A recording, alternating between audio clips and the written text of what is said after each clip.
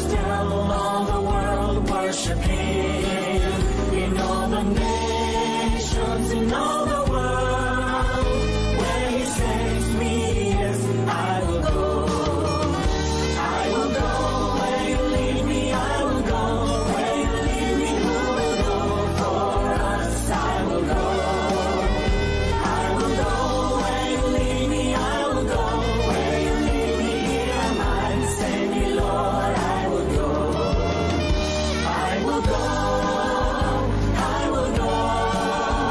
Who will go for us? I will go. I will go. I will go. Here am I, send me, Lord. I will go. I will go. I will go. I will go.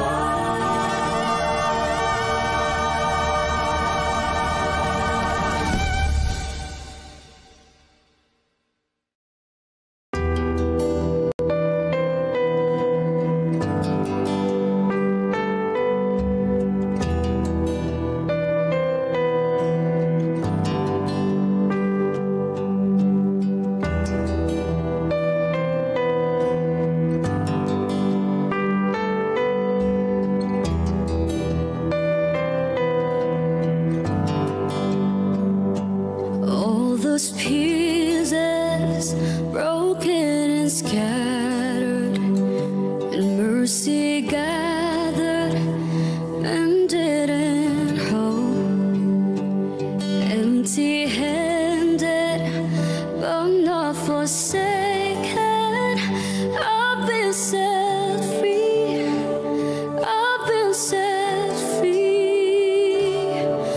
Amazing grace, how sweet the sound that saved the wretch like me.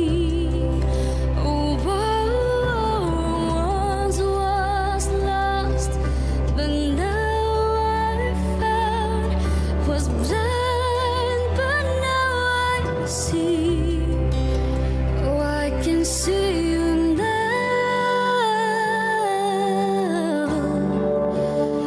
I can see the love in Your eyes, laying Yourself down,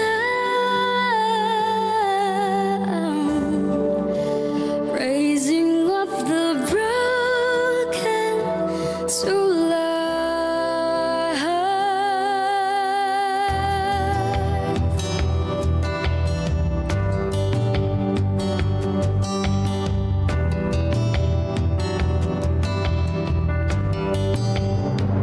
You take our failure, You take our weakness, set Your treasure in jars of clay.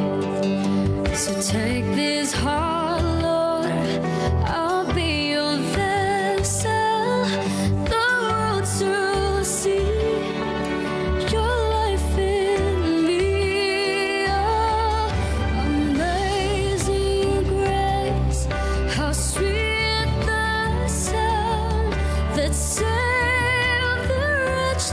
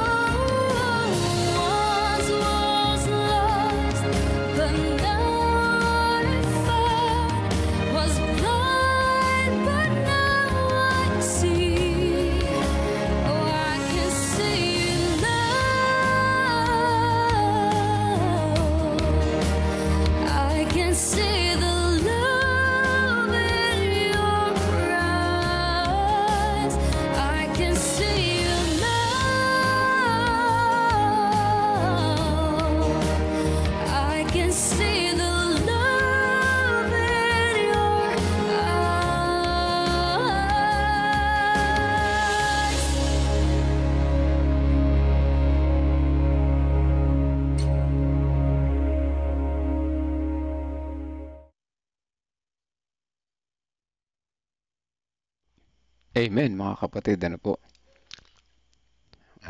God bless morning po sa lahat na narin ngayon sa live ngayon. Salamat sa patuloy na pagbabalik at pag-uuna sa Panginoon. Yan, ano, sabi ko, unahin natin ang Panginoon sa bawat umaga para maging masaya yung buhay natin. Ano, bawas negativity. Ano po? So, ayan, good morning po sa lahat na nandyan at batiin natin ang bawat isa. Time check 4:16 na ng umaga. Medyo nalate ako ng bangon. Diba? Ganun pa man ang Panginoon ang ating unahin. Ano? Ako na sa chat box, Sister Sweetie, ako naluto ay yung mga ating regulars. Yung pang pagising ng nasanay na yung isip natin na bumangon ng umaga. Bubuksan na agad natin yung ating cellphone. Ito agad yung bubungad sa atin. Ano? So, ayan, Sister Sweetie, good morning po. Ate Lorna, Ate Revi, happy preparation day sa lahat. Biyernes na pala, no? Sister Shirley, si Ma'am Nora, gayon din si Nanay Nerissa, si Brother J. Cruz, nangunguna na. Dati, ilan lang yung mga kalalakihan na pangalan dito, ngayon nadagdagan na. No? Sister Emelinda, yan, si kay Brother Eliseo, magandang umaga sa inyo dyan, kay Angela. Gayon din si Sister Open Mercado, at Sister Nympha Rivera, makakasama natin si Pastor ngayon, medyo okay na siya, no? Kaya sabi niya, pwede na siyang mag ano ngayon, kasi kahapon talaga matindi ang kanyang lagay, yan na po. Pastor, nandiyan na po kayo?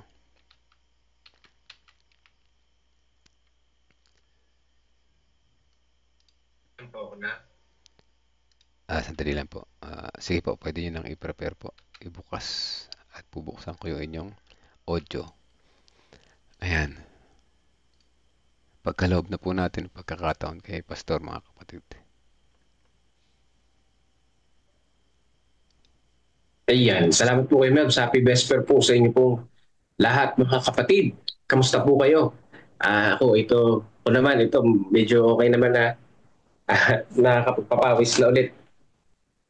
Siguro ay natuyuhan ako ng pawis. So, ganyan talaga ang buhay. Kailangan natin laging iingatan ang ating sarili. Hindi tayo laging malakas. So, ang ating pag-aaralan ngayon, April 4, ang mga pundasyong aral. Tayo po ay manalangin. Panginoong Diyos na siyang nagmamahal sa amin, sa umaga na to, patuloy po namin kayong sinasamba. At amin dinadalangin, O Diyos, ang aming pong pag-aaral. Gabayan niyo po nawa kami. At kayo po nawa ang magbigay sa amin ng buhay, kalakasan na mula sa inyo.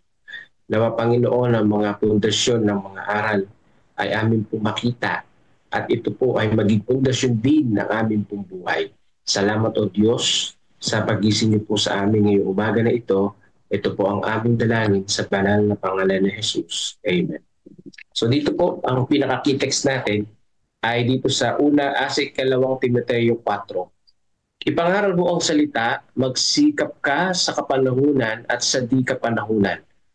Magtuwid ka, manaway ka. Mangaral ka na may buong pagtatyaga at pagtuturo, sapagkat darating ang panahon na hindi nila matitiis ang wastong aral. Hindi sa pagkakaroon nila ng makakatintay nga ay mag-iipon sila para sa kanilang sarili ng mga gurong ayon sa kanilang sariling pagnanasa. Yan. So dito po, mga kapatid ko, sinabi ni Apostol Pablo kay Timoteo na mangaral lang ng mangaral. Dahil yung mga ayaw makinig ng salita ng Diyos, later on ay sila rin ay makikinig. Sila rin ay tatanggap. Hindi nila matitiis ang aral ng Panginoong Diyos. Yan ang sabi ni Apostol Pablo. Tuloy-tuloy lang. Huwag hihinto sa gawain. Ang Panginoon ay laging nakaagapay sa atin, mga kapatid. At sabi po dito na yung pangangaral ng salita ng Panginoong Diyos ay higit na mahalaga. Kung nalulungkot tayo sa pagkawala o pagkaluma ng cellphone natin, mas malungkot tayo kung hindi tayo nakapangaral ng salita ng ating Panginoong Diyos. Sabi po dito, yung pong story ng Seventh-day Adventist, kasi itong baka ating malimutan.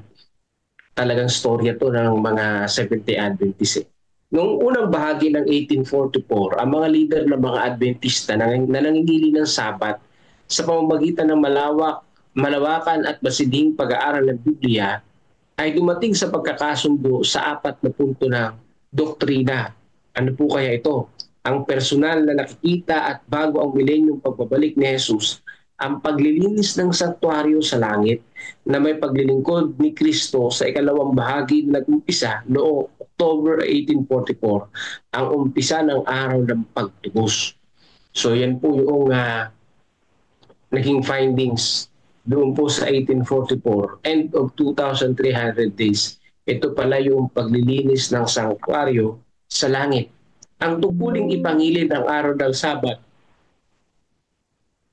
na ikapitong araw at ang bahagi nito sa dakilang labanan sa huling araw na hinulaan ng Apokalipsis 12:14 na ang kawalang kamatayan ay hindi likas ng tao, sa halip ay matatanggap lamang sa pananampalataya kay Kristo. Ang mga Adventista nangingili ng Sabado na sa bandang huli ay naging Seventh-day Adventist, hanggang ngayon ay naging Seventh-day Adventist pa rin tayo, ay nakita ang mga aral na iyon na palatandaan o haligi ng doktrina. Yan, mga kapatid ko, no? Napakahalaga nun. Ibig sabihin, sa panahon na yun pa lang yung nadidiscover natin sa Biblia, yung mga pioneer natin. At napaka-solid nun, mga kapatid. Sapagkat yun ay talagang nakabase sa Biblia. Magkakasama na kanilang itinatag ang bahaging ito ng Adventismo na hiwalay hindi lamang sa ibang mga Millerite, kundi sa mga Kristiyano sa pangkalahatan. Totoo naman po. Hindi katulad yan ang doktrina ng Millerite movement o yung mga Adventist sa panahon ni Miller. Hiwalay din sa doktrina ng iba't ibang mga Kristiyano noon. Kasi nga talagang pure sa banal na kasulatan eh. Sabi pa dito, ang apat na pagkakakilanlang iyon ang nakatayo sa puso ng mga lumalagaw sa Batarian, Adventism at binigyang kahulugan ito bilang natatanging mga tao. Ang tinatawag ng mga palatandaang doktrina ang bumuo sa hindi mababagong buod ng teolohiya ng kilusan. At maingat na mambabasa ay maaring nagtataka kung bakit hindi ko isinama ang loob ng Espiritu, kaloob ng Espiritu, kung paanong nakaugnay ito kay Ellen White sa listahan sa itaas. So dito po mga kapatid, isa sa mga nakuha rin na doktrina noon, pioneering pa na yung doktrina natin na the gift of the Holy Spirit. Ayan, the gift of the Holy Spirit, isa na doon yung kay Mrs. White. Ano yun? The gift of prophecy. Mga kapatid ko, the gift of prophecy. Kasi marami yan dito sa Corinthians, di ba? Yung pong kaloob ng pagiging guro, teacher, ng pastor, o tapos the spirit of prophecy, yan po yun. Dahil ang remnant church, sa ngayon sa Biblia, meron talagang propeta. Meron talagang propeta. Regardless na lalaki o babae, basta propeta. Yan. At ang prophet sa Bible ay dapat na itataas ang Diyos at hindi yung propeta mismo, kundi na itataas mismo ang ating dakilang Diyos. Bagamat ito ay natatanging pananaw ng Adventista, hindi talaga ito gaya ng ating makikita. Nakatanggap ng mga pagtatangka sa pagbubuo ng doktrina hanggang sa dumating ang 1850 at 1860. Higit pa roon, si Ellen White mismo ay hindi nakita ito bilang isang mga pundasyon.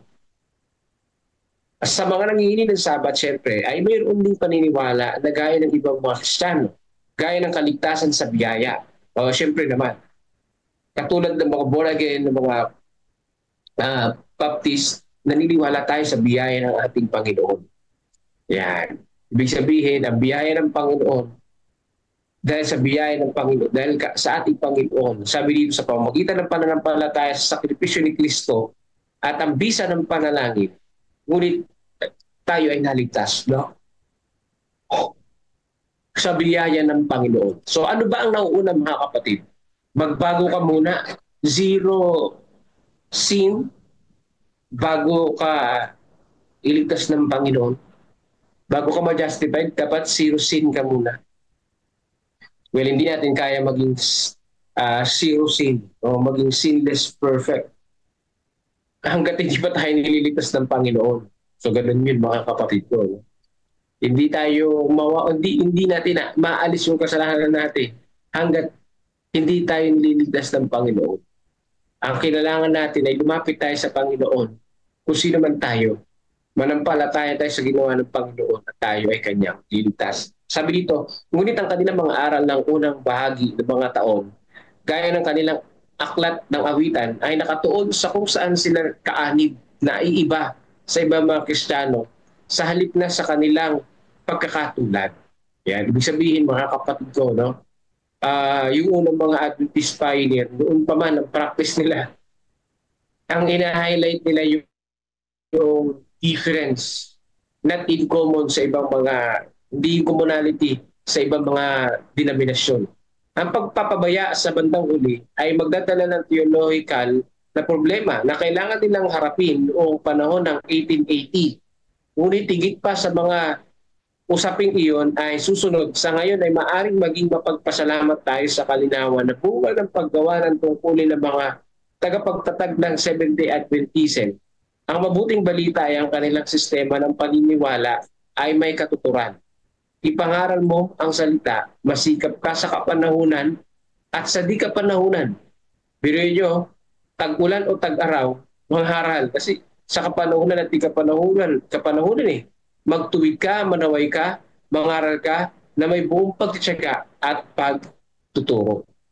So yan po yung nakalagay sa 2 Timothy na yung una natin mga pioneer, talaga matindi yung kanilang bigulo.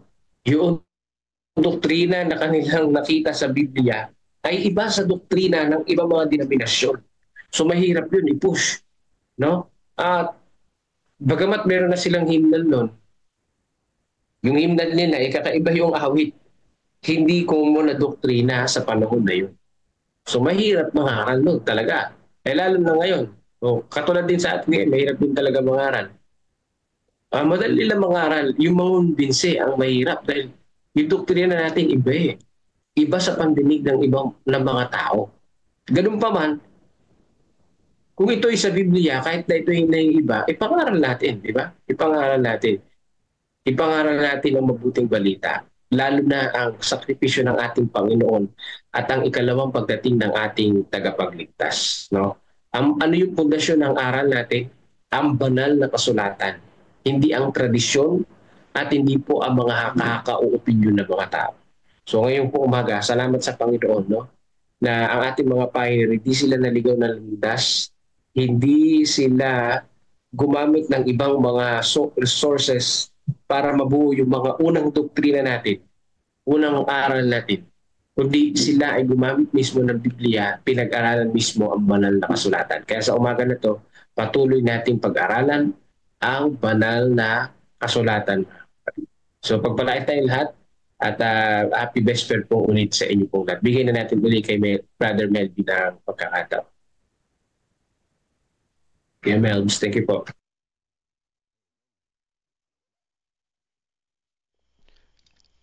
Amen. Ano po? Ayan, wala.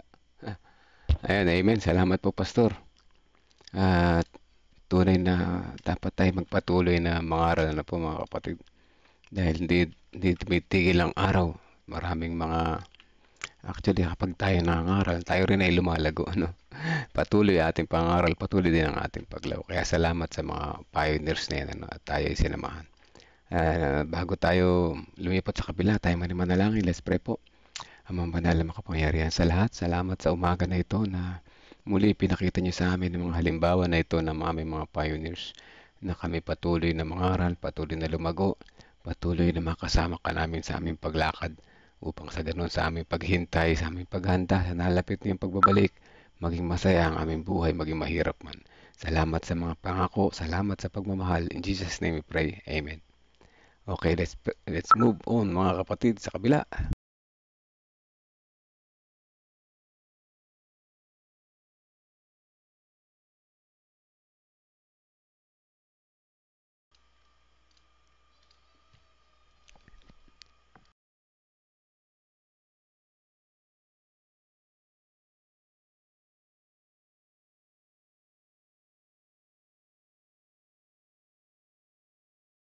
Ating maisusumbat At may pananagutan tayo na kapag tinignan ang ating tala at mga records sa atin, ay lumalaban lahat sa atin, no? Nagpapatotoo na tayo talaga ay convicted. Di po ganoon ang gustong ipinakikita ni Sister White na pakiramdam. Gagawin natin ang lahat ng paghanda sa pagharap natin sa hukuman ng Diyos, hindi sa sarili nating mga pagsisikap. Yun po yung sinasabi niya. Kasi we will be all cleared in facing the judgment when we truly love God. No? Yun lang po ang magkiklear sa atin. Ang nagko-compel sa atin o nag-i-inspire sa atin to do service is not facing the judgment with our own deeds. It is by our response to God's love. Yung pong pagkakaunawa natin sa pag-ibig ng Diyos, yun ho ang magkukorek ng ating mga behavior. Yan no. Yun ho ang ating relasyon sa Kanya, yung matamis na relasyon. Yung mga tamang pagpili na ginawa natin sa ibinigay niya sa ating freedom of choice, na pinili natin po siyang mahalin sapagkat siya ang unang nagmahal sa atin, yun po ang magbibigay sa atin ng kapayapaan ngayon na kung tayo man ay mag-review ng ating mga records sa hukuman ng Diyos, ay wala tayong pangangambahang takot dahil naniniwala tayo it is all clear in accordance to God's will. Amen. In accordance to God's will. Bakit po? Because we all responded with willing hearts. No, with willing hearts because naintindihan po natin na itong lahat ng ating mga privileges na binigay sa atin ng Panginoon ay atin pong ginagamit bilang tugon sa Kanyang ginawang pagmamahal sa atin. Pero meron pong iba dito, sinasabi ni Sister White ng maliwanag, yung liwanag na linya ng kanyang pangusap. Sabi niya, position and influence be they ever so exalted should not be made an excuse for misappropriating the Lord's goods. The special favors of God, yan po yung salitaan niyang ginamit. The special favors of God should stimulate us to render wholehearted and affectionate service to Him. Yun po talaga, palaging una ang Diyos bago tayo. Bago pa tayo kumilos, may kinilos na muna ang Diyos. Bago tayo nagbigay na muna ang Diyos. It is always God's initiative, not us. Palagi po siyang nag-uuna, hindi po tayo ang nauuna. We just only respond to Him, yung mga ginawa niya sa atin, yung special favors na ibinigay niya sa atin. But many who are thus blessed forget the giver and become reckless, defiant, and profligate. Yun lang po ang masakit. No? Ang maling response ay palaging selfishness. Yun po ang malaking kalaban talaga natin sa Judgment Day. Pagka sa Judgment Day, ang na-highlight ay tayo, isiguraduhin ko sa inyo mga kapatid, pag yung sarili natin doon ang na-highlight, hindi tayo makakaharap sa hukuman ng Diyos. Pero kapag ka nang na-highlight doon, yung Diyos mismo na gumawa sa ating buhay, isiguraduhin ko po sa inyo, kahit ngayon tayo humarap, hindi tayo ang makikita, kundi mismo ang righteousness ng ating Panginoon. And we will all be cleared in God's judgment seat. God bless you po. Amen. Amen, Pastor. Napakagandang mensahe at meron akong dagdag, Pastor, na kung titingnan kasi natin, naging selfish ang tao dahil gusto natin ang atin masunod. Pero sa totoo lang, kaya nandito tayo sa lupang ito dahil may purpose ang Panginoon sa buhay natin na hindi lang nakita natin. Tama yung sinabi yung Pastor na palaging nauna ang Panginoon. Yung Panginoon palaging gumawa ng paraan una kung paano ang tao maligtas. Actually, di pa nga tayo nagbigay sa Diyos, pinagpala na tayo eh. Sa totoo lang. Every time na tayo gumising sa umaga, pagpapala na po yon. Every time na tayo kumain, 3 times a day o mahigit pa, pagpapala yun. Kaya lang, reklamador yung tao, hindi na nakikita yung ang Panginoon ay unang gumawa ng paraan upang ang tao ay magkaroon ng pagpapala, lahat ng antas ng kanyang buhay, physically, materially, binigay ng Diyos yun. Hindi lang nakikita ng tao. Kasi ako, Pastor, nung unang malit pa akong bata, akala ko kami yung pinakamahirap. Sabi ko, naglilingkod naman kami sa Panginoon. Bakit ang hirap-hirap namin? Ang pagkain namin, sagi, kamuti lang. At saka yung ulam namin ay kung anong kanin mo ay kamuting kahoy. Yung ulam mo, dahon ng kamuting kahoy. Akala ko pinabayaan kami ng Panginoon na yung tatay ko ay elder. Matindi. Sabi ng tatay ko, may bigas or wala, magsisimba tayo. At nakita ko noon na akala ko kami pinakamahirap kasi yung pagkain gano'n eh. Pero ngayong may edad na ako, nakita ko kami pala mayaman noon. Kasi malusog kami kahit wala kaming sakit. At kaya nung ako'y may edad na, hinahanap ko na yung pagkain nung naisip kong mahirap kami. Kasi yun pala yung totoong pagkain talaga. So hindi ko nakikita yung ano ng Panginoon, yung pagpapala ng Panginoon na doon pala yon. Ang Panginoon una nang nagbigay ng pagpapala sa atin, hindi lang natin nakikita. Sa kaligtasan, ganoon din. Palaging first move ang Panginoon. Ang tao, second move, hindi pa niya magawa. I hope and pray na nagkaroon tayo ng lesson, mga kapatid, na nakikinig dyan, na ang unang first move talaga, palagi yung Panginoon. Second move na lang tayo, pero hindi pa natin nagawa. Kaya, kung maaari, titingnan natin kung ano yung ginawa ng Diyos sa buhay natin. Pastor Gio. Good morning po. Good morning, Sir Mark. Pastor Mark, may sasabihin? God first morning. So, talagang sa Matthew 25, dalawang uri lang ng tao ang darot na ng Panginoon. Yung tatlong parables, the 10 virgins, parable of the talents, and goat and the sheep. Talagang dalawa lang na uri ng tao ang nabubuhay, dalawang uri lang din ng tao ang napatay. Yung may relasyon sa Kanya, yung mayroong pananampalataya sa Kanya, may pagtitiwala sa Kanya, at yung isa naman ay nireject siya. Dalawa lang talaga. Okay? No middle ground. Kaya yung salitang willingness, pag willing ka, ay talagang may kita sa iyo yung kasiyahan na sundin. Kasi kaya nga tinawag na willing, hindi ka napilitan. Kaya yung Panginoon, willing talaga siya, yung ating Ama na nasa langit. Willing siya ibigay yung kanyang. Hindi siya nagduda, hindi siya nagdalawang isip, ibigay ang kanyang.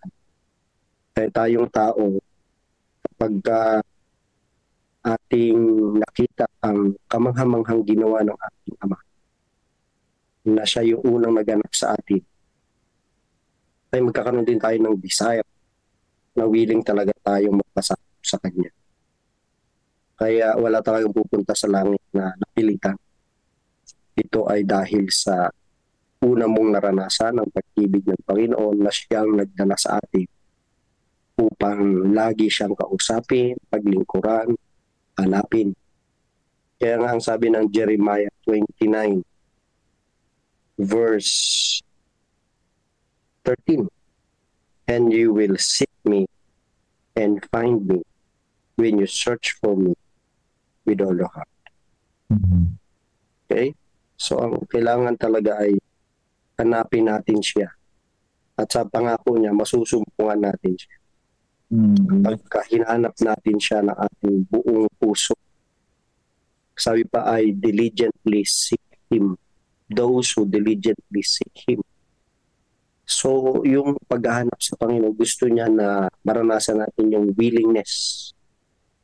Yung talagang pinili natin na hanapin siya. In the morning, at noon, in the evening. Kapag willing mong hanapin siya, masusumpungan natin siya with Allah. Bakit kaya ganun yung gusto niya? Kasi kapag willing ka, hindi ka napilitan, masaya mong gagawin. Gawin. Di ba? Kasi inaanap mo yun na may kasiyahan. Pero kahit anong pilit mo, minsan yung iba napilitan, pero hindi silang masaya. Kasi napilitan lang eh. Kaya yung napilitan, actually, wala pa dun talaga yung naranasan yung pagmamahal. Maaaring patuloy pang hindi nag-i-enjoy sa ginagawa.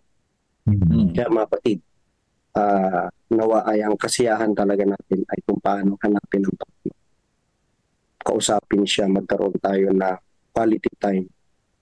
Kasi hindi yung ginagawa natin, paglilingkod natin, yung pinakauna, dapat yung kasiyahan natin. Hanapin natin siya na ating buong puso. Kasi pag nasumpungan natin siya, yung maramdaman natin yung presensya niya sa atin. Masaya na tayong yung kasunod nun yung sinabi ni Ellen White na maglilingkod ka sa mga duka, sa mga nangangailangan, gagamitin mo yung oras mo, yung talento mo, yung kayamanan. Kasi nga nagkaroon ka ng willingness na hanapin siya. Bakit hindi agad hahanapin natin? Sabi pa niya ay seek, knock, at ano pa yun? Search.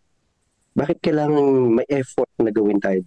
Kasi pag hinanap mo yung isang bagay, talagang mayroon kang effort na gagawin. Hindi yung naghahanap ka na wala kang gagawin. Kasi gusto niya, kapag hinahanap mo yung isang bagay, dahil importante yun. Why do we spend time in prayer? Why do we spend time in reading the Bible? Why do we spend time in reading the Spirit of Prophecy? Hindi siya basta-basa lang. Hindi siya basta panalangin lang. Kasi gusto niya na hanapin natin siya. Pag naghahanap ka ng isang bagay, importante yun. Kaya talaga ibubuhos mo yung, ba't na sana yun? Importante pa naman. Kaya talagang gusto ng Panginoon na hanapin natin siya with all our hearts. Pag nagbasa tayo ng Biblia, talagang with all our hearts. Pag nanalangin tayo, with all our hearts, not half-hearted. Hindi yung panalangin lang na parang masabi mo lang yung pangangailangan mo. Yung prayer ay talagang willing ka na mag-exert pa ng oras para maranasan mo yung kanyang presensya. Kaya search Him with all our hearts kasi gusto niyang sabihin sa atin na siya yung unang gumawa ng kasiyahan na hanapin tayo. Pero dapat masaya din tayo hanapin siya with all our hearts. Bakit? Dahil nagpapakita yun ng willingness. So, pag walang willingness, dahil hindi ka na-motivate ng kanyang love, talagang mahirap gawin yung mga bagay na gusto niya ipagawa sa atin. Thank you.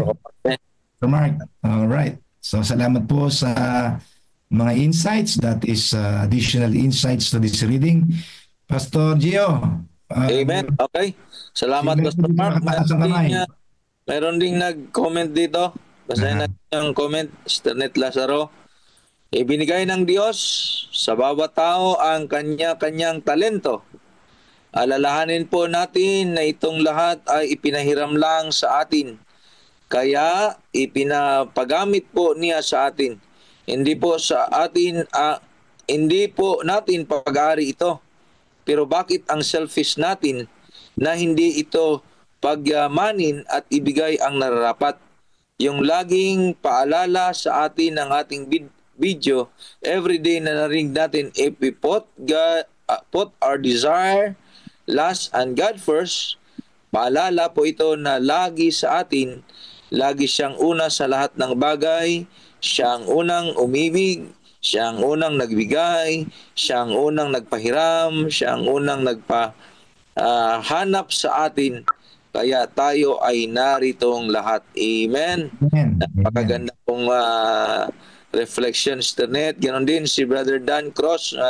Sabi dito, habang naramdaman po natin ang pagiging makasarili, ay patuloy di po nating naranasan ang kagipitan at kabiguan. Nako, habang pagiging patuloy daw ang ating pagiging makasarili, mga kapatid, ay maranasan natin ang kagipitan at kabiguan, ang maling pangasiwa sa mga pagpapala at walang panghihinayan, inayang na ibalik sa nagbigay sa atin ay narapat ay nahadlangan ang pagdaloy ng mga pagpapala na sana ay sapat sa ating mga pangangailangan. Happy God first morning po sa ating lahat. Amen. Thank you, Brother Dan. Reflection. Salamat po. Si Pastor Nelson, itaas ng kamay. Baka may idadagdag. Pastor Nelson. Pastor. God first morning, Pastor Gio. God morning. Okay, salamat God first morning, Pastor Jerry, at sa lahat po. Ang reflection ko lang dito mga kapatid ay unang-una, wish whatever the service we have, our motivation of doing good to others is all about love. So ayon ng Diyos mga kapatid na ating pagsunod sa Kanya ay sa pilitan. Parang inihalimbawa dito mga kapatid ang pag-ibig. Pinakita ng Panginoon ang tamang uri ng pagbibigay, tamang uri ng paglilingkod, tamang uri ng paghayo. It is because of love. Dahil sa pag-ibig ng ating Panginoon. So ano man daw ang ating gagawin, mga kapatid, ay dapat nating gawin ang lahat ng dahil sa pag-ibig natin sa Diyos. So, ang pag-ibig na yan ang basihan ng Judgment Day yan ang ating basihan sa pagharap sa Judgment Day ng ating Panginoon. So, yan ang basihan ng Diyos. Yung obeys law, mga kapatid, ang basihan ng pagsunod ay dahil sa pag-ibig sa Diyos. So whatever, kapag tayo we render our service, we render our talents, our abilities, our means, our influence, lahat ng mga bagay na ito mga kapatid, ang pundasyon nito ay ang pag-ibig. Sapagkat sa pagharap sa Judgment Day, ang basis ng Diyos, nasunod ba tayo, natugon ba tayo doon sa pag-ibig niya. Kaya kasabi niya dito mga kapatid, if we refuse such love, mga kapatid, kapag tayo daw ay magre-refuse sa ganong uri ng pag-ibig mga kapatid, sabi niya dito, mga kapatid, ay and will not have Him to rule over us, we are working our own ruin. So, tayo mga kapatid ang naglalagay sa kapahamakan, hindi ang Diyos. So ngayon mga kapatid, kapag talagang mahal natin ang Diyos at tutugon tayo sa Kanya, papasok dyan mga kapatid yung desires of willing service in our hearts. Bakit mga kapatid? Kasi ang nangunguna na sa puso natin ay yung pagtugon sa pag-ibig ng Diyos. Amen. Mga kapatid, kaya sabi dito mga kapatid, merong mga pinagkalooban Diyos dito. Kung ito sabi niya, precious opportunities and privileges are placed within our reach. Mga kapatid, walang hinihingi ang Diyos sa atin na wala tayo. So, the Lord, ang Diyos nagkaloob sa atin ng maraming pagpapala. Kaya sabi ng Panginoon, ibalik natin yon. Ang Diyos nagkaloob sa atin ng maraming talento, means, abilities, mga kapatid, influence. So, walang hinihingi ang Diyos sa atin na wala tayo. Mga kapatid, kasi ang Diyos nagkaloob na nagkaloob na mga kapatid. So, yung mga ipinagkaloob niyang sa iyon, sa atin iyon, paano natin gagamitin? Kaya ang Panginoon David dito, binigyan day by day, araw-araw, mga kapatid, meron tayong mga precious opportunities, mga privileges na pinagkaloob sa atin ng Diyos. Kaya mga kapatid, yung mga opportunities na yun, mga privileges na yun, nasabi dito, place within our reach, mga kapatid, dapat daw, wag daw natin kakalimutan yon, Pastor Gio. Kasi sabi niya, if we neglect them, sabi dito, we rob others. Sabi pa dito, defraud our own souls and dishonor our Maker. So kapag ang isang tao hindi niya ginamit yung kanyang talento na pinagkaloob sa kanya ng Panginoon, we rob others. Yung service natin, hindi natin na ipagkakaloob ng tama. Defraud our own souls. Kaya kapag ka may abilidad, may talento pinagkaloob sa iyo ng Diyos, hindi lang sabi dito, una-una sabi ng Panginoon, you rob others. Defraud your own souls. Dinadaya mo ang iyong sarili. Dishonor the maker. Kaya mahalaga yung mga kapatid. Ganon din mga kapatid sa pagbibigay ng ikapo. We rob others. We defraud our own soul. Kaya sabi ni Mrs. White, maliwanag ang sabi ni Mrs. White, na kapag hindi daw tayo, kapag pinipigilan natin ang ating sarili sa pagbibigay, hindi lang natin ninanakawan ang Diyos. Kung hindi, ninanakawan din natin yung ating sarili. Dahil nililimitahan natin yung pagpapala ng Panginoon. Hindi dahil sa ating dahil sa ating pagpipigil. So kaya sabi ni Ms. White dito, ay sabi ng ating lesson mga kapatid, precious opportunities and privileges are placed within our reach. If we neglect them, we rob others, we defraud our own souls, and dishonor our Maker. Kaya nga mga kapatid, ang basihan ng ating paggawa ay dahil meron tayong pag-ibig sa Panginoon. Dahil meron tayong pag-ibig sa Panginoon, we will give our willing of service, hindi nabibigatan, hindi napipilitan. Kahit mga kapatid sa pagbibigay ng ating ikapo, ako lagi kong sinasabi. So ganun ba mga kapatid? So, yun lang Pastor Gio, pagpalain tayo ng Panginoon. So, precious and opportunities are given to us.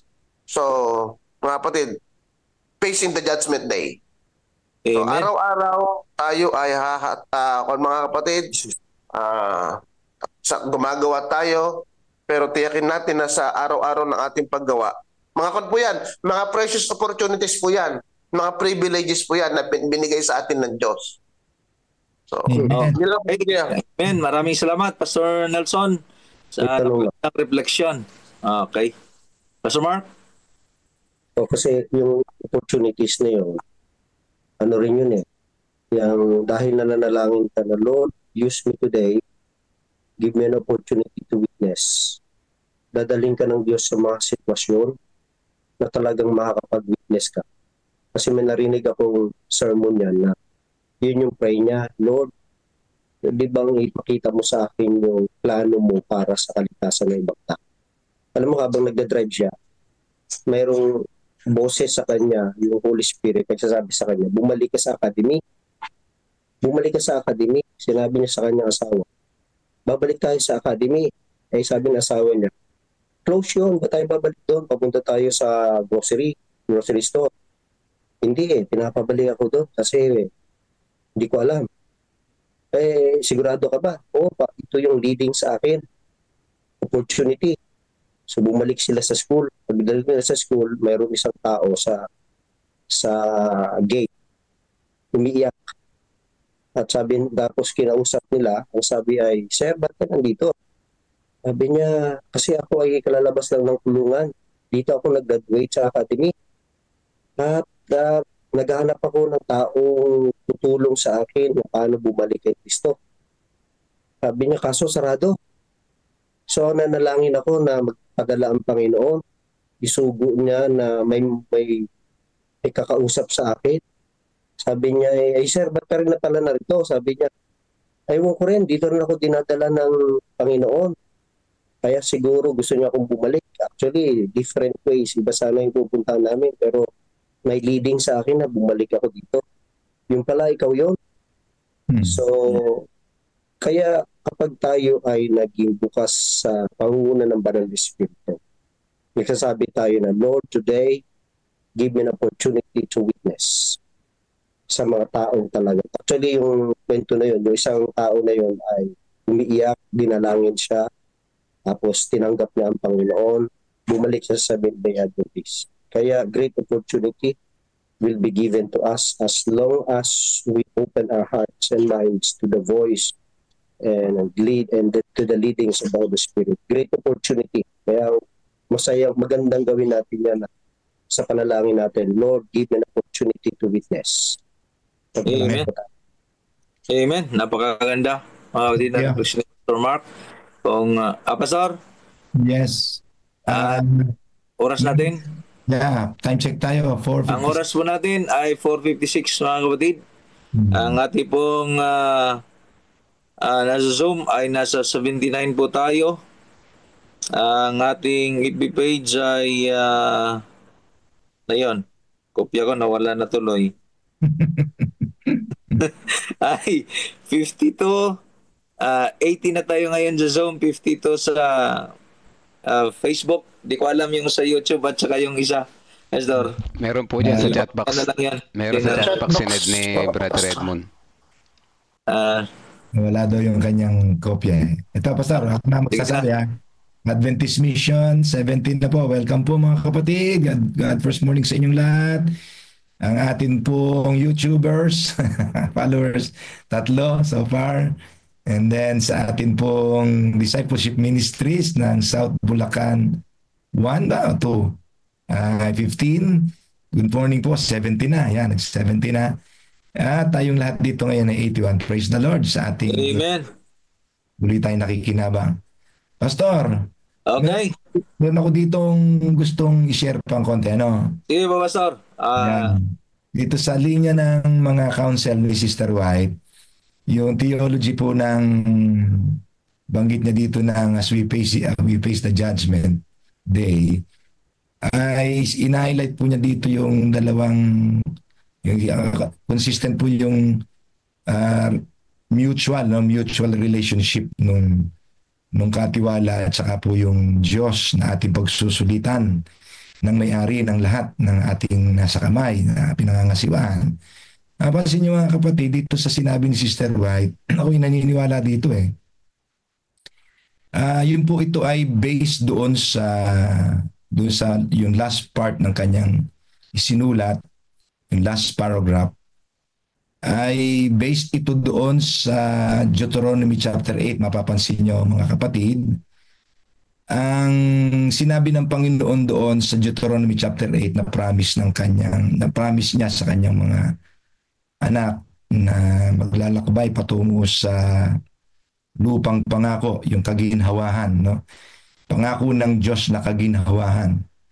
Ay naghabilin ng Diyos doon, Pastor, kung babasahin po ninyo doon mga kapatid, sa Deuteronomy chapter 8, na binilinan sila ng Panginoon na pagpunta nyo doon, ay magandang lupain nyo at maginhawang buhay nyo doon, baka makalimutan ninyo ang Diyos. Kasi bibigay ko sa inyo ang lahat ng special favors. Sabi ng Panginoon, pag nakalimutan nyo siya, ay pagka nalimutan nyo ang Diyos sa inyong kaginhawahan, sasamba na kayo sa mga material o sa mga bagay na nasa langit. Baka dumingin kayo sa langit at nagandahan kayo sa bituin, ay sambahin nyo yung bituin. Pagka kayo ay guminhawa, malimutan nyo ako. Sabi ng Panginoon, ay baka isipin nyo na kayo nagpaginhawa sa sarili ninyo. Pastor, basahin nga natin yung Pastor kung may Bible ka dyan. Deuteronomy chapter 8. Maganda yun. Doon sa verse 15. Chapter 8. Basahin natin mga kapatid. Chapter 8 muna tayo, Pastor. Tingnan niyo po, katulad ito ng sinabi ni Sister White niya sa linya ng paragraph number 3. Verse 13. Verse 13, Pastor.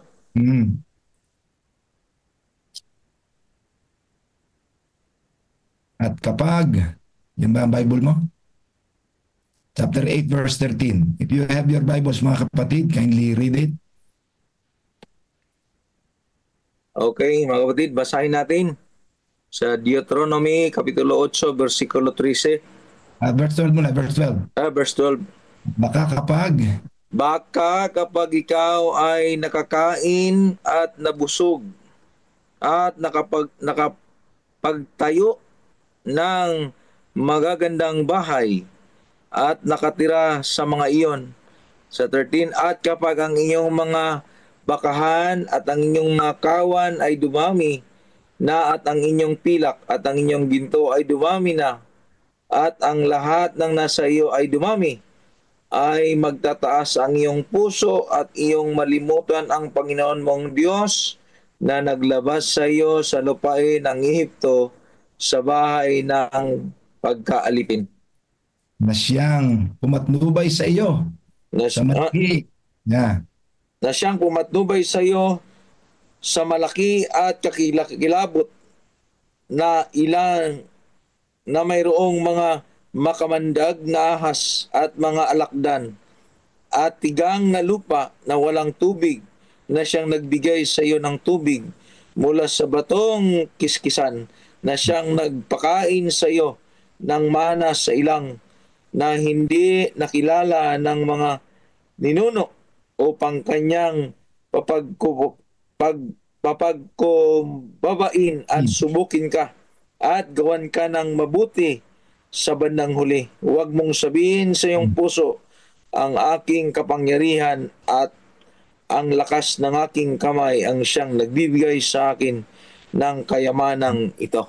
Kundi alalahanin mo, alalahanin mo ang Panginoon mong Diyos, sapagkat siya ang nagbigay sa iyo ng kapangyarihan upang magkaroon ka ng mga kayamanan, upang kanyang papagtibayin ng kanyang tipan na kanyang ipinangako sa iyong mga ninuno, gaya nga sa araw na ito. Ito po yung sinasabi ni Sister White, mga kapatid, sa atin ngayong umaga, na kapag naranasan natin ang mga special favors ng Panginoon, ay huwag nating kalimutan ang nagbigay. Sabi niya po dito, many who are thus blessed forget the giver.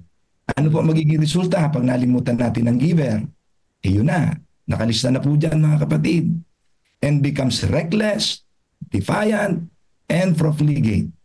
They dishonor the God of heaven and wield an influence that curses and destroys their associates.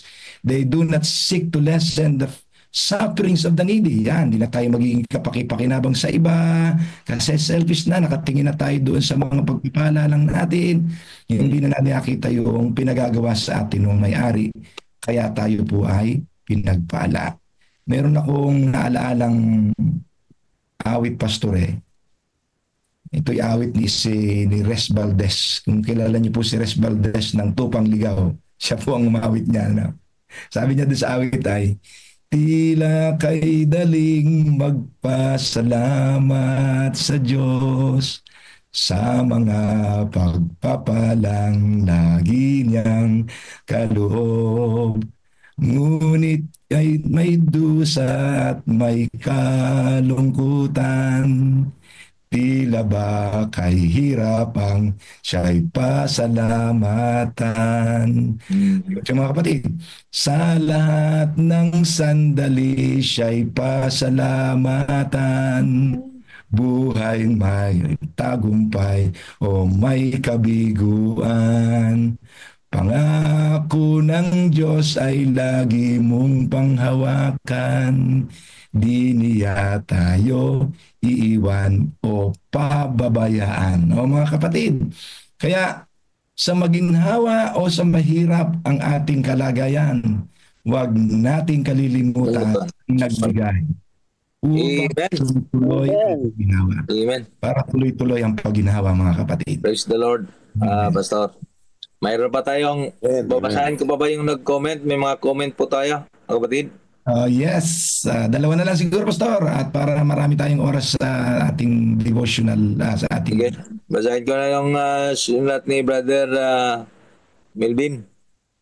Ito ay isang babala ng ating mga aksyon or pagpili, lalo na kung paano natin ginagamit ang ating talento, kayamanan at oras ay may epekto sa ating kaligtasan. Kung pinipili nating paglingkuran ang ating sarili kaysa Diyos, haharap tayo sa kanyang makatarungang paghukom. Ngayon, ang tamang panahon upang gamitin ang ating mga pagpapala sa tama, sa paglilingkod, sa Diyos at sa ating kapwa. Mga kapatid, mas masarap mamuhay ng kasama si Jesus.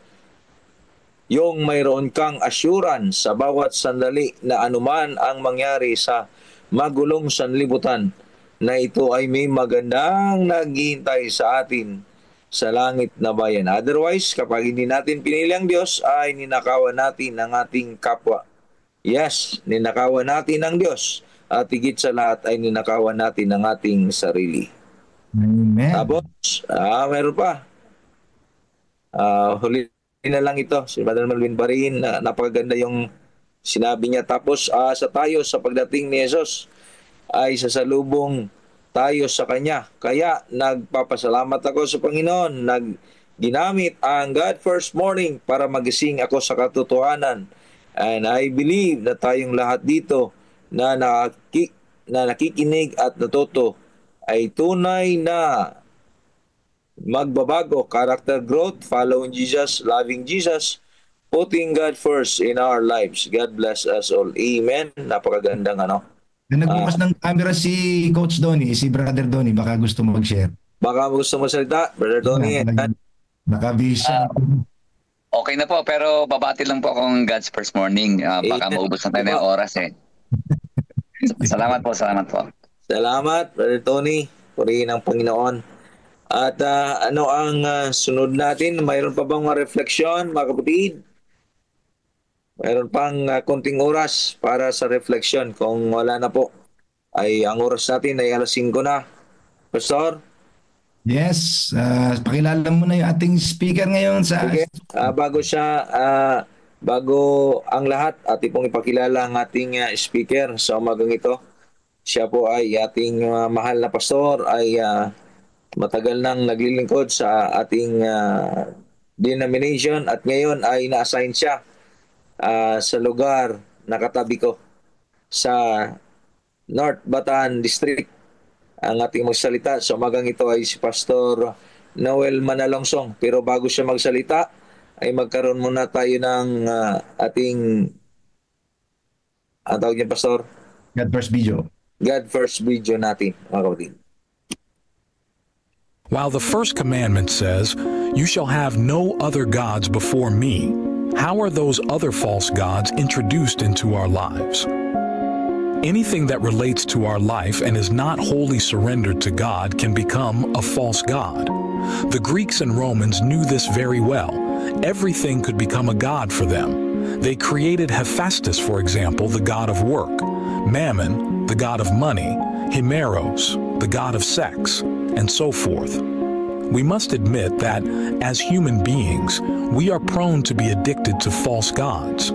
For example, working is a blessing, but when it becomes the single top priority, it becomes like the god Hephaestus in our lives. Sexuality was idealized by God before sin for the benefit of humanity. But when humans fail to follow God's established pattern and follow their own inclination instead, their sexuality becomes a false god like Himeros. Every false god that is allowed to exist before God, in place of Him, or having priority over Him, will destroy one's spiritual life. In Romans 1:25, Paul says that by following their own inclinations, some are replacing the worship of the one true Creator with the worship of creature, sometimes the worship of themselves. Paul claims that this kind of worship is based on a lie that will never make a human being truly happy. He calls this kind of mindset foolishness. It is truly foolishness to look for true happiness in things, ourselves, or other people. Only a fool looks for peace while seeking self-fulfillment or addictions. Neither true happiness can be found just in accumulating or spending financial resources. It is only in God that we are fully happy. By the way, one of the most destructive false gods is the god of greed and the unbridled pursuit of money. That's why Jesus said, "No servant can serve two masters, for either he will hate the one and love the other, or else he will be loyal to the one and despise the other. You cannot serve God and mammon." Faithfulness and generosity are God's appointed ways to get rid of greed. When we faithfully return 10% of our income as tithe and choose another percentage for the regular return of offerings, we allow God to eradicate from our lives the false god of greed that tries to dominate us. Is any false god trying to control an aspect of your life? As you return your tithes and promise, ask God to remove it, replacing it by the indwelling of His Holy Spirit. May we put our desires last and God first.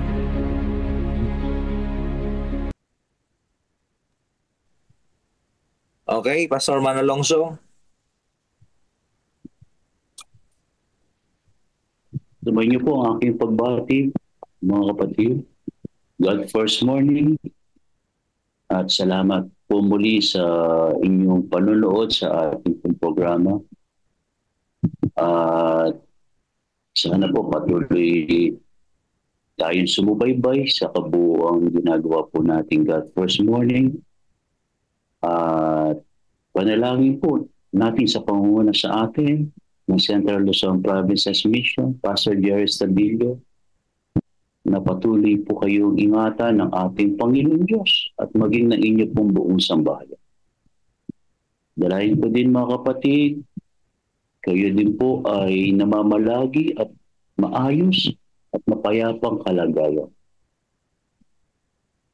So umaga pong ito ay muli nasa chapter 27 na po tayo sa ating pong counsels on stewardship.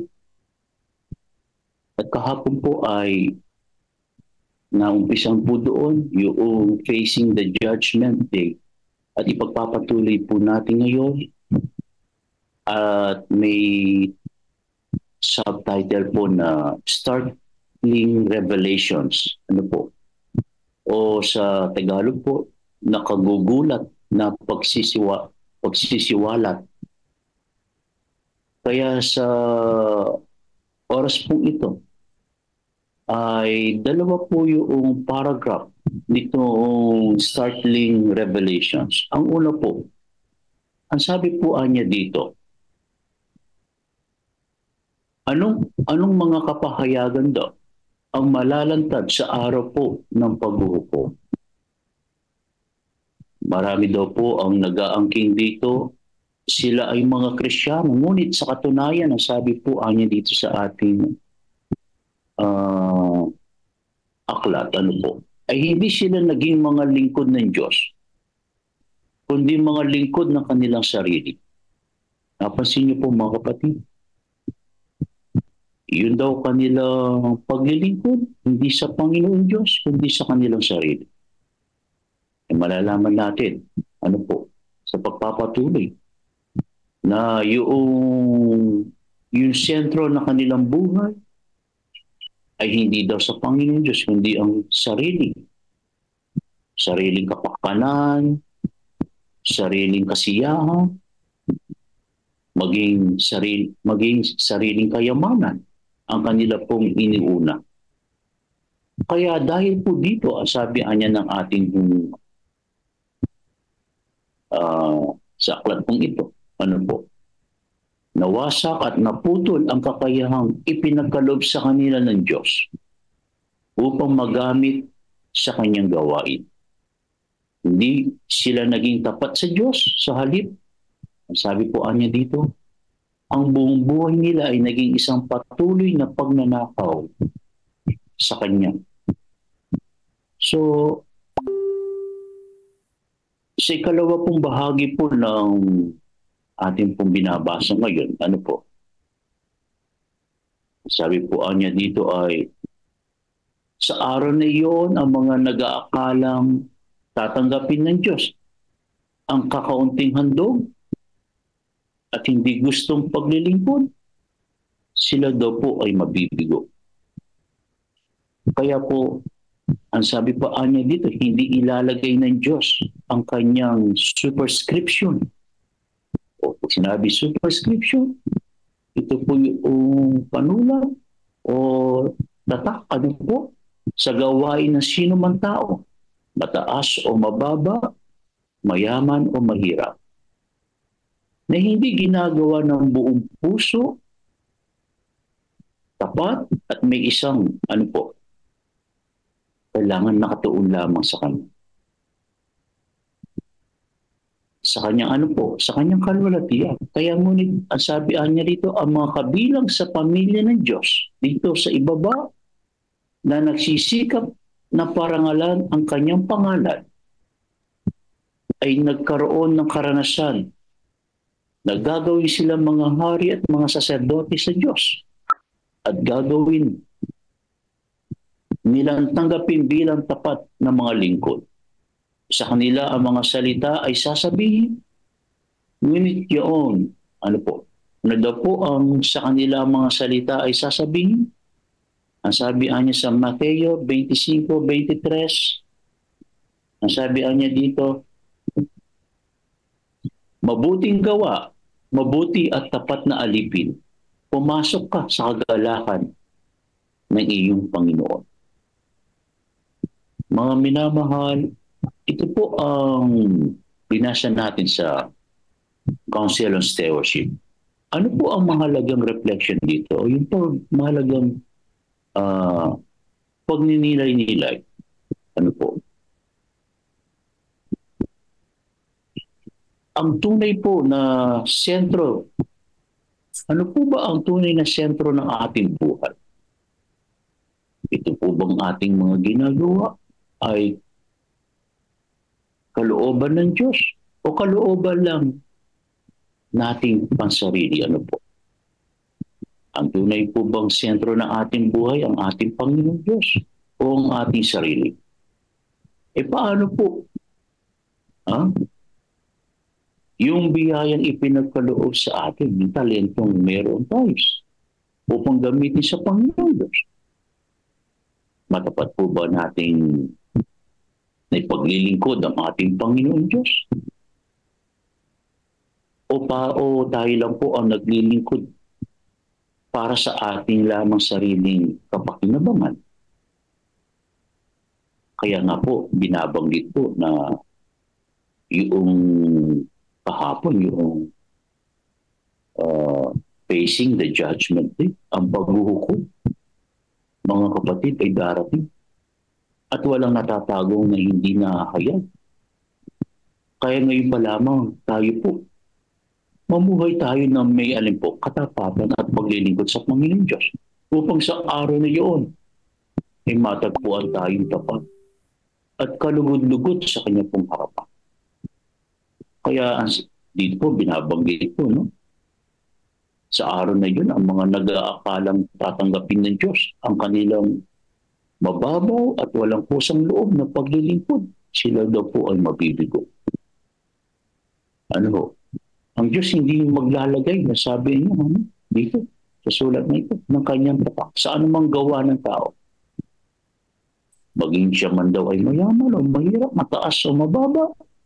Kung ito hindi ginawa na may buong puso, katapatan at layunin luwalhatihin ng ating Panginoon Diyos. Kaya nga mga kapatid, tayo po kabilang sa pamilya ng Diyos. Ano po? Nabubuhay tayo na nagsisikap na parangalan ang pangalan ng ating Panginoon Diyos. Makamit natin yung karanasang magpapaging hari at saserdote. Ano po, sa harapan ng ating Panginoon Diyos. Kaya po ang tanong po, itatanggapin kaya ng ating Panginoon Diyos. At yung sabi ng ating Panginoon sa Mateo 25:23 na mabuting gawa, mabuti at tapat na alipi, pumasok ka sa kagalakan na iyong Panginoon. O, di po ba mga kapatid? Tayo po ay, ano po ang sabi sa atin na kung maharap tayo sa paghuhukom sa ating Panginoon Diyos ngayon, ay maririnig po ba natin sa ating Panginoon Diyos? Mabuting gawa. O, hindi po ba? Yung mabuti at tapat na alipin, ay pumasok ka sa kagalakan ng iyong Panginoon. Maririnig kaya natin iyon sa Panginoon Diyos. Kaya nga mga kapatid, ipinagpapauna po, sa sulat po ni Sister Ward, itong mahalagang pagninilay nito na nais ko rin itong basahin sa Malakias 3:18 Ang sabi niya dito, ako'y babalik upang aking alamin ang pagkakaiba na matuwid at na masama, na naglingkod sa Diyos at na hindi naglingkod sa Kanya. Mga kapatid, ito po ang mahalagang nilay ngayon. Nasa araw po ng paghukom, facing the judgment day, no? Ay talagang nakagugulat ang kapahayagang ito. Yung di katapatan ay mahahayag. Yun ay sabi ng ating Panginoong Diyos. Ano po? Yung di katapatan ay mahahayag, mga kapatid. At yung nasumpungan tapat sa Kanya, ano po? Ipapahayag din ng ating Panginoong Diyos. Mabuting gawa at mabuti at tapat na alipin. Pumasok ka sa kagalakan na iyong Panginoon. Kaya nga po, kung ito po ay gusto ko ipapansin sa inyo po, napansin niyo po na itong mga nakagugulat na pagsisiwalat, ano po, o kapahayagan na malalantad sa araw ng paghukom. Talaga ho, mga kapatid, marami talaga nag-aangkin na sila po ay mga lingkod ng ating Panginoon Diyos. Ngunit sa katunayan, ang sabi niya doon, hindi sila naging mga lingkod ng ating Panginoon. Bakit po? Ay sapagkat ano ang kanilang inuuna? Ay sariling kapakanan, sariling kasiyahan, maging sariling kayamanan meron sila. Yun ang inuuna. At hindi lamang, mga kapatid, ay patuloy na pagnanakaw sa Kanya. Ano po? At sa second point na binanggit ko kanina, mga kapatid, recap na po ito, nasa araw na yun. Ano po? Ang sabi niya dito sa ating mga kapatid, yung mga hindi ginagawa ang paglilingkod ng kanilang buong puso, tapat at ano po? Ayan, sabi niya doon, ano po? Meron din mga tapat din na ipapahayag ang ating Panginoon Diyos na tatanggapin yun. Sa kanila ang mga salita, sa kanila ang mga salita ay sasabihin, ano po? Ano daw po? Sa kanila ang mga salita ay sasabihin, mabuting gawa, mabuting at tapat na alipin. Pumasok ka sa kagalakan ng iyong Panginoon. Kaya mga kapatid, ito po ang mahalagang pagninilay-nilay o reflection na nakita po. Sa sulat pong ito, ano po? Na ang tunay na sentro ng ating buhay sa paglilingkod ng ating Panginoon Diyos, hindi po ang ating pansariling kapakanan. Bigyan patuloy natin parangal habang tayo nabubuhay ang pangalan ng ating Panginoon Diyos. Ano po? At yung mga talento at biyayang ipinagkaloob sa atin ng ating Panginoon Diyos, igamitin natin ano po? Ipagpaunang gamitin. Sa paglilingkod meron tayo sa ating Panginoon Diyos. Sa gawaing paglilingkod, mga kapatid, matapat tayong maglingkod sa Kanya. Ano po? Upang sa ganoon, ano po? Ay sa paghukom, ang paghukom may darating ano po. At alam naman natin, ang katapatan at ang ating ipinaglingkod sa Panginoon Diyos, sa araw na yun, matagpuan tayong lahat tapat at kalugod-lugod sa Kanya pong harapan. Muli, sa umagang ito, sumasahin niyo muli ang God First Morning mula dito sa Council on Stewardship ng ating pong kay Sister White. So, pagpalain po lahat sa umaga po. Amen. Amen. Sa ating reading ngayon, mga kapatid, ay Amen. Tayo sa ating prayer. So magkaroon tayo ng 5 minutes, 3 minutes, 2 minutes na silent prayer para sa ating lahat. Amen, mga kapatid. Ano po, ayan. Napakaganda ng lesson na ito. Tingnan nyo, ay mag-recap tayo. Ano po. Si Pastor Kalmado talaga natutuwa ako. Pastor Kalmado yung tawag ko sa kanya. Napakakalmadong tao, no?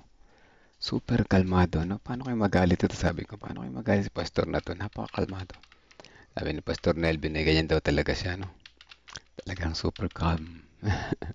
Nakakatuwa, no? Sana lahat ng tao kalmado para wala na mga away sa kalsada, ala ng mga sigawan yung mga nag-aaway. Grabe, no? Pag lahat ng ganyan kalmado, mapakaganda. Tahimik ang buong Pilipinas, di ba? So yan, ganito ang ating recap, mga kapatid. Ano? Ang title nito ay Starling Revelations. No? Ano kaya itong Starling Revelations na to? No? Tignan natin. Sabi dito ay, unang punto pa lang, sa unang-una pa lang ng paragraph, sabi dito, maraming magkakaroon ng nakakagulat na pagtuklas, yung matidiscover nila pagdating ng Judgment Day. No? Na ano yung kanilang matutuklasan, mga kapatid? Na sila pala ay hindi tunay na lingkod ng Diyos, kundi lingkod lamang ng kanilang sarili. Huwag tayong mapasama dyan, mga kapatid. Na tayo ay kala natin tayo lingkod ng Diyos. Oo, inaamin natin Kristiyano tayo. Pero nung pala, hindi naman pala talaga tayo lingkod ng Diyos, kundi lingkod lamang ng ating sarili. Naku, nakakatakot ito. Ayan ang buhay natin. Kailangan natin yang bantayan, mga kapatid. Ang kanilang buhay umiikot sa pansariling interes lamang. Ayan, di ba?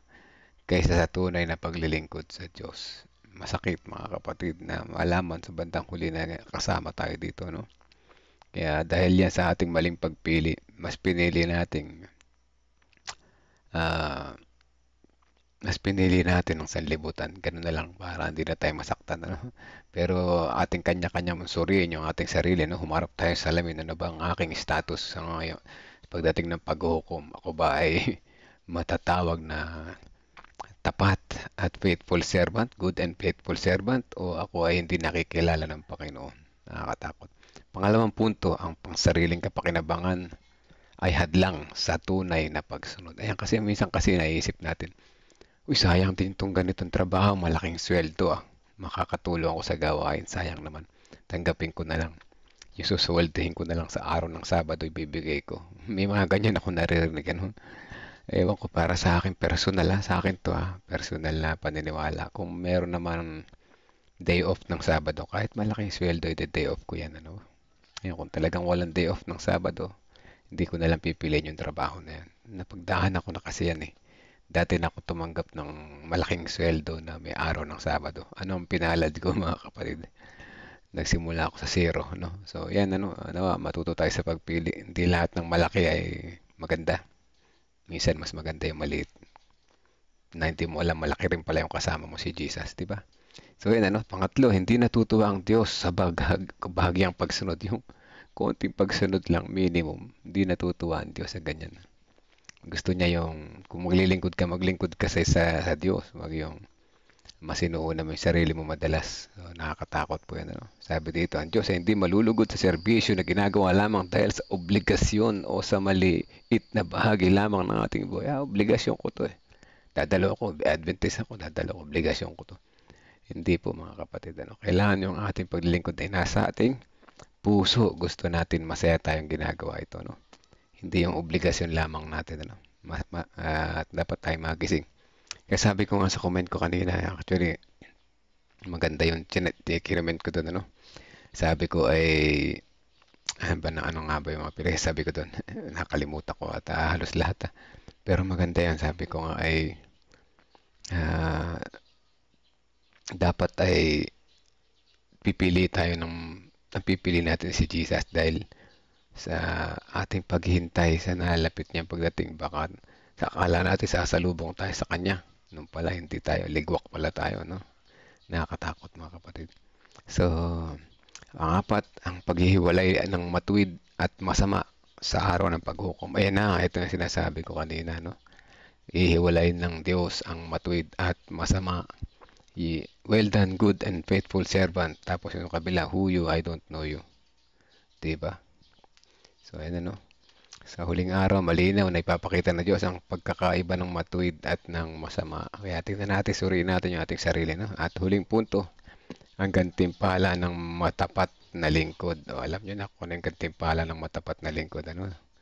Basahin natin, ang mga nagsumikap na pangalan ng Diyos ay magiging hari at pari sa kanyang kaharian. Ito ang sinabi ni Pastor Calmado. Mas natatandaan ko yung pangalan Pastor Kalmado kaysa sa pangalan niya. Napakakalmado kasi, no? Maririnig nila ang pinakapangarap na papuri mula sa Diyos. Mabuting gawa, mabuting tapat na alipin. Well done, good and faithful servant. Pumasok ka sa kagalakan ng iyong Panginoon. Wow. Thank you, Lord. Praise the Lord. Ano po? Yan ang ating goal sa buhay. Mas masarap maging mabait kaysa maging madamot. Ano? Mas masarap maging lumakad ng kasama ang Panginoon kaysa lumakad mag-isa. Mas masarap na sa pakiramdam na kahit mahirap ang buhay, umaasa ka na madarating ang biyaya galing sa Kanya. Masarap, mga kapatid. Ano? Masarap. Kung hindi niyo pa nasusubukan, subukan ninyo. Subukan ninyo. Ang talatang ito ay isang babala. Ayan, babala para ipaalala na ang pagiging Kristiyano ay hindi lang sa pangalan, kundi sa tunay na puso at gawa. Yan, ano? Ang paglilingkod sa Diyos ay hindi maaaring gawin ng may kakalahating puso o may ibang motibo. Ang mga tunay na matapat ay tatanggap ng kanilang gantimpala, habang ang mga naglilingkod lamang sa sarili ay malalantad sa kanilang kawalan ng katapatan sa araw ng paghuhukom. So, dalawa lang ito, mga kapatid, kaliwa at kanan yung ating patutunguhan. Nawa, lahat tayo ay mapunta sa kanan, huwag sa kaliwa. Yan na po. Nanay Nerissa Francisco, tama po, Brother Melvin, mula nang di na ako nakapokus sa sariling gusto ko at mag-focus sa mga pag-aaral at pakikinig sa mga devotional, malaking pagbabago. Praise the Lord. Dati napakabilis ko matakot at maproblema kahit di naman pala dapat. Salamat sa Diyos, di ba? Sabi ko sa inyo, nakakapag character growth pag inuna natin ng Panginoon. Nakakapagbago talaga ng ugali, karakter ng puso. Ano? Nakita niya po, dati ay napakabilis kong matakot. No? Ngayon, paano kang matatakot kasama si Jesus? Di ba? Yung bang may paparating na napakalaking bayarin, matatakot na ako niyan dati, pero ngayon hindi na. Alam ko mababayaran ko yan kasi nandyan si Jesus kasama ko at inuuna ko siya na darating ang panahon, matatapos din yung mga problema na yan. Ano? Matatapos din yan. Yan sila mga problema, yung mga dapat kong bayaran. Diba? So, ayan na po. Nawa sa ating patuloy na paglago ay unahin natin ang Panginoon sa lahat ng oras at sa lahat ng bagay. Yung piliin natin siya. Maging tapat tayo, no? Number one, yung pinakamabigat nating isuko yung ating bulsa. Yung ikapong bahagi ay hindi natin maibigay, no? Baka naman mayroon pa sa atin dito na nangihinayang sa ikapo. Pag sa ikapo ka ng hinayang, hindi ka makapagbibigay ng offering. Ay, meron akong narinig, ano? Yung iba, hinahati. Para maging 10-10 sila, yung dati nilang tithes, binibiyak sa gitna, lalagay sa offering. Nagkakasala tayo dyan, mga kapatid. Mapaalala ko sa inyo, kasalanan po yan. Ano? Malaking kasalanan yan sa Panginoon. Huwag nyo nang gawin niya, kaysa naman, huwag nyo nalang ibigay, kaysa naman lokohin nyo pa yung sarili nyo. Ano po? Huwag nyo gagawin yan. Kasi yan ay, unang-una, hindi nyo binigay yung 10 bahagi sa kanyang storehouse. Pangalawa, ay nilagay niyo sa offering. Sino dinaya niyo? Madadaya ba natin ng Diyos? Hindi, di ba? Pag tayo ko ulit sa stewardship, ano tawag dito? Stewardship. Meron kaming every second Sabbath yata. Hindi naman report ang tawag din. Basta tungkol sa stewardship. Ano? So, ayan, empowering stewardship. Babanggitin ko yan kasi baka may mga gumagawa sa amin. Ano? Hindi ko alam kung meron o wala. So, mali po yung niloloko nyo sarili nyo. Hindi wala na nilisa, di ba? Alam nyo yun, di ba? Meron nga sa church namin, mahirap na pamilya lang, ano? Talagang mahirap lang. Pero nagsi-COP. Yung iba naman, magandang trabaho, pero hindi makapag-offering, hindi makapag-tithes. Hindi natin alam kung paano sino nagkamali. Hindi natin alam kung sino nagkamali, ano? Who knows? Only God knows, and only God can change them, you know? Tayo patuloy lamang na mag-encourage, pero ganun pa man ay nawa, hindi pa huli ang lahat para sa kanila. Ipanalangin natin sila, mga kapatid. Let's pray po, mga kapatid. At ang oras 5:35, 15 seconds lang bibigay natin para sa pangalan ng mga si Ate Rebe pala. mawala ng sakit ng ulo ko ay po Ate Reby, at ang tao na pinapadalan ko ng message ay bigyan niya ng time na basahin ito. Thanks. Sige po Ate Reby. Ang pagsakit ng ulo ay dalawa yung pinaka solusyon ko dyan Ate Reby. Dagdagan niyo yung tulog nyo. Pangalawa, dagdagan niyo yung tubig nyo. Dalawang tulog, tubig. Sumasakit ang ulo kapag kulang sa tubig. Bakit? Kinukulang ng oxygen kasi kailangan ng oxygen ng brain. Pag kulang sa tulog, ganun din, kulang sa rest, napapagod na yan. Dagdagan ng tulog. Kapag sumasakit yung ulo ko, natulog ako, pag gising ko, okay na. Pag kulang pa, tulog ulit. Ganun lang, mawala po yan. Malaking bagay ang pagtulog. Minsan, masakit yung ulo natin, inom tayo ng paracetamol, tapos bigla tayong inantok. Natulog tayo. Ang galing ng paracetamol, inom ko, sabi. Nung ininom mo yung paracetamol, uminom ka isang basong tubig. Hindi mo nalulon, pangalawa, ininom mo ulit, pangalawa. Nalulon mo na. Tapos maya-maya inantok ka, natulog ka. Alam mo yung paracetamol nakagaling sa'yo. Nung pala yung 2 basong tubig na ininom mo. At saka yung pagtulog mo, yun ang nakagaling sa'yo mga kapatid. Teka, parang nasabi ko na to dati. Doon sa church, nung nag-health seminar, nung health lecture ako. Brad, sama natin sabi ni Sister Emelinda. Ito, Marinette Eusebio. Sige po, sama natin. Ilista ko na yan dito sa inyong prayer request para hindi ko makakalimutan. Marinette. Ito rin ba yung kahapon? Nawala na yung kahapon, nabura ko. Let's pray po. 15 seconds. Nabulong nyo na yung mga pangalan na gusto nyo ilapit sa Panginoon. And then, we will proceed na po. Ako magpapatuloy. Let's pray mga kapatid.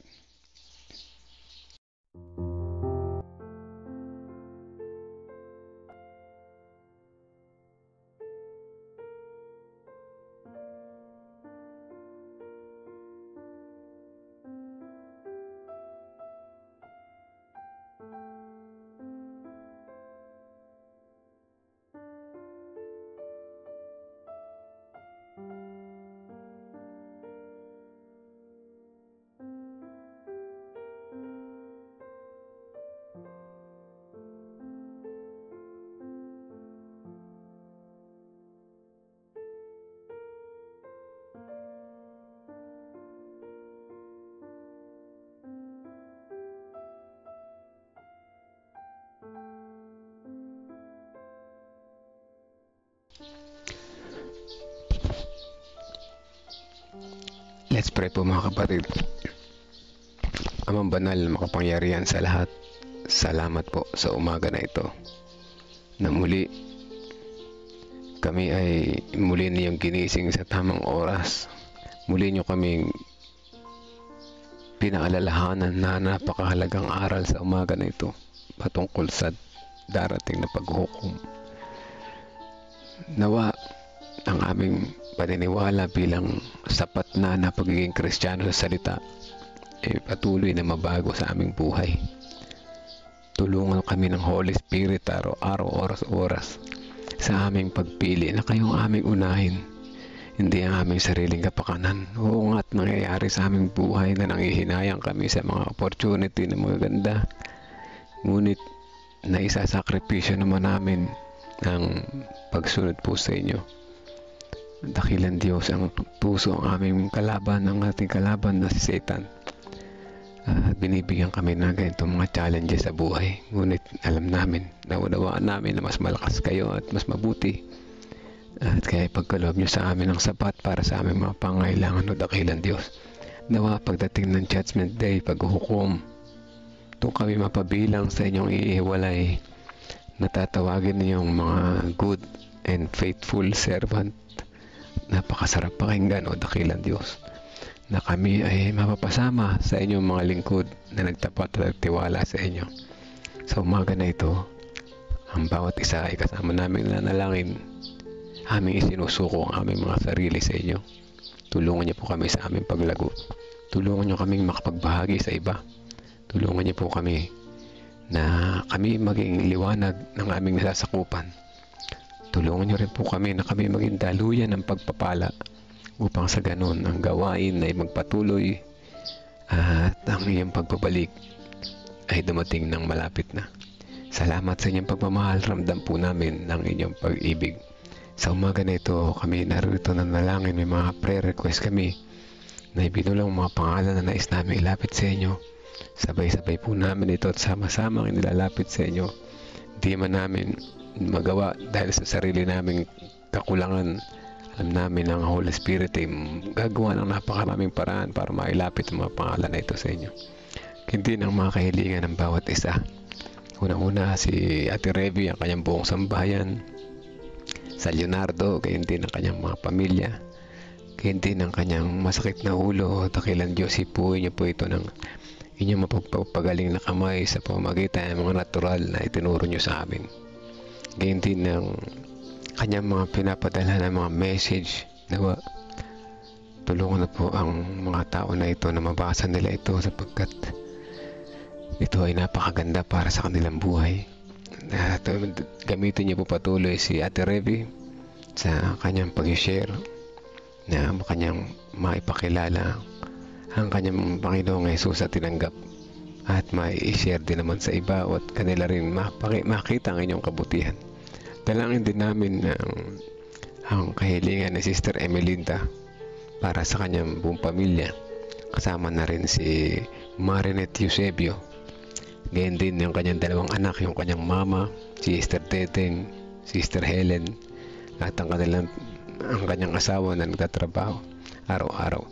So, ingatan po sila ang kanilang kalusugan, ang kanilang mga pangailangan, at lalo higit ang kanilang pagtatapat sa bawat araw. Dalangin din po namin ang sambahayan ni Nanay Nerissa. Kasama na yung kanyang mga mahal sa buhay.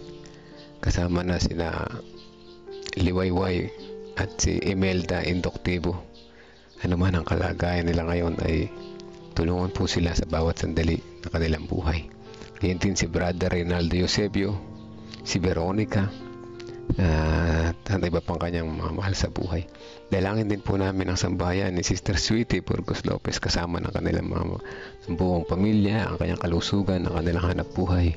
Ang sambahayan ni Ate Lorna, ganyan din si Sister Shirley Rosacinto, ang sambahayan ni Ma'am Nora, kasama na ang kalusugan ni Brother Victorino Gutierrez at ang kanyang buong pamilya. Dalangin din namin si Leonard sa kanyang trabaho. Nawa magkaroon siya ng Sabbath off. At kung hindi man o dakilan Diyos, tulungan niya po siya sa kanyang araw-araw na pamumuhay. Dalangin din namin ang sambahayan ni Brother J. Cruz, kasama na yung kanyang mga prayer request para sa kanyang buong pamilya. Yung mama niya, si Jelly Vicutay, na magkaroon din ng Sabbath off. Kaya din si Sister Angie na aming kasama dito sa Gapan. Bigyan niya po siya ng pagkakataon ng dakilan Diyos na magkaroon ng Sabbath off. Kaya din ang sambahayan ni Sister Josephine Mercado, ang buong Peñaranda Church. Tulungan niya po sila sa kanilang araw-araw na pamumuhay. At ganyan din ang kanilang mga kalusugan. Ang sambahayan ni Sister Nimpa Rivera kasama ng Tabacao Church. Ganyan din ang kagalingan kay Auntie Cheng Manikis. Ang sambayan ni Sister Helen de la Cruz Malyari, kasama na sila Ma'am Carmen, si Doc Partida, si Mel Bayenson para sa kanilang kalusugan. At ganyan din ang sambayan ni Sister Teresita Tyree Reyes, ang kanyang buong pamilya. Ang sambayan ni Ma'am Femi Sabat, kasama na yung GAES Church, ang aming GAES School, ang graduation na paparating. Nawa lahat ay may prepare namin sa tamang oras. Si Ma'am Rachel, ang kanyang fast recovery o dakilan Diyos, samahan po siya sa kanyang pagpapagaling. Ganyan din ang sambahayan ni Sister Gloria Balbido, lalo na higit yung kanyang asawa na kanyang pinapanalangin nawa magising sa katotohanan at makasama niya muli sa pagsamba. Mag-total surrender po siya sa inyo para magkasama sila mag-asawa, naghahanda, masaya, naglilingkod sa inyo at sasalubong sa inyo ikalawang pagpabalik. Ganyan din ang sambayan ni Ate Mitch, kasama na yung kanyang prayer request para sa kanyang husband, sa kanyang work. Ganyan din ang kanyang mga anak na nag-aaral. Ang kanilang pangailangan o dakilan Diyos, patuloy niyo sa itong gawing sapat para sa kanila. Ganyan din ang sambayan ni Sister Elizabeth Erese, kasama na yung kanyang panganay na anak na nagagamot. Ganyan din ang sambayan ni Sister Belinda Salvania, Kuya Melchor Calas, Sister Des Flores, at lahat ng mga kapatiran na narito ngayon na hindi namin nabanggit. Kasama po namin sa panalangin ng aming mga buong pamilya. Patuloy na ingatan kami sa maghapon na ito, maging magpakumbaba at maging mapagbigay at mapagmahal upang aming maitaas ang iyong pangalan at hindi aming sarili. Patawad po kung saan kami nagkulang at nagkasala. In Jesus' name we pray. Amen. Amen. Amen mga kapatid. Ano po? Ayan, salamat sa inyong lahat at praise the Lord. Ba't ba ganun yung camera ko? Lumabo. Anyway, o baka mata ko na lumabo. Nakapigitan. Sige po. Ayan, salamat sa pagsama sa Prayer Warriors. Brother J. Cruz, salamat sa patuloy na pag-join, patuloy na pakikisama sa Prayer Warriors. At alam ko, natututo tayong lahat. Uy, si Brother Jojo, ikaw pala isa sa mga nandyan, mga nasa background. Merong 5 o 6 na sa background kasi sa listahan ko 19 lang. Tapos 25 yung nasa live. Meron pa dyan nasa background na hindi nag-chat. Ano? Salamat sa inyong pakikinig at sa lahat ng nakikinig sa bawat umaga. Inaasahan ko at inaasahan ng Panginoon na tayo ay lumalago sa bawat araw. No? Natututo, nagbabago. At hindi lamang tayo tinatawag na Kristiyano sa salita. At kundi sa gawa, no? Sa ating pagpili at sa paglilingkod. God first morning po sa ating lahat hanggang bukas po muli. Taga saan po si Marinette Eusebio? Sister Emelinda, sa taga saan nga daw to kasi kaplido ng kanyang pamilya. Kaplido na. Kaya nga nagtataka ko Nanay Nerissa Eusebio ay mga family relatives mo ito eh. Pero si Sister Emelinda ay member namin sa Gapan. Yung Angela na yan, yung Angela ay anak niya yan. Tigasan daw po si. Andiyan ka pa ba? Sister Emelinda, tinatanong ni Nanay Nerissa kung tigasaan si Marinette Eusebio. Kasi mga relatives niya mga Eusebio. Bago ko i-close tong live, naghihintay si Nanay Nerissa. Ano lang siya, curious lang siya. No? Sila Sister Emelinda ay nakatira sa San Miguel na ba yun? Gawing San Miguel na yun no? Gawing San Miguel na yun. Tapos ay dito sa Gapan yung trabaho ng asawa niya. Kaya dito sila nagsisimba. Ano po, yung dalawa na yan. Mag-asawa. Bago ako matapos, kwentuhan tayo sandali. Bilib ako sa kung paanong kinilos ng Holy Spirit itong si Brother Eliseo, ayan ano. Asawa yan ni Sister Emelinda. Sister Emelinda ay backslider, nagbalik usa sa Panginoon, ano, sa church ng Gapan napunta. Yung asawa niya ay Catholic, yung asawa niya nagtatrabaho. At na Bible study sila nung una ay naiyak yan si Sister Emelinda dahil nagno yung kanyang asawa, no. So siya yung nagpa-rebaptize, ano. Siya yung nagpa-rebaptize, tapos yung asawa niya ay hindi nagtanggap, pero ang Holy Spirit ay gumawa patuloy, ano. Ang Holy Spirit ay gumawa sa puso ni si Brother Eliseo sa huli. Sa pamagitan ng mga 10 days of prayer o aming evangelism. Present yan lagi kahit saan man kami mapunta. Nabago yung kanyang puso, ano, at tinanggap niya ang Panginoon. At hindi lang yan mga kapatid, yung kanyang trabaho ng Sabado, ginibap niya para sa Panginoon. Ang galing na natutuwa ako. Isa rin silang halimbawa ng COP family. Napakabuti ng Panginoon. Ayan, Sister Emelinda, one day magka-testimony tayo sa church, yung interview style, di ba? Mahihain yan sila, pero sige lang, guyan. Ano? Kapitbahay ko yun, Brad. Kapitbahay, sabihin sa ano yan, Nanay Nerissa, sa ano yan?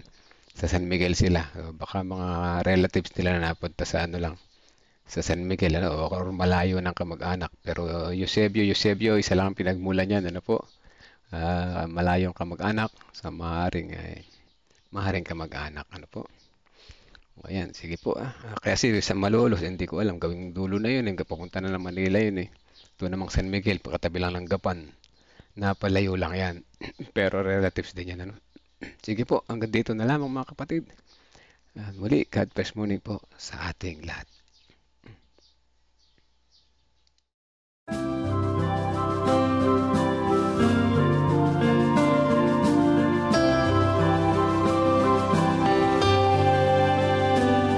I hear the voice of Jesus calling. My answer is, I will go. I see the need of people crying. My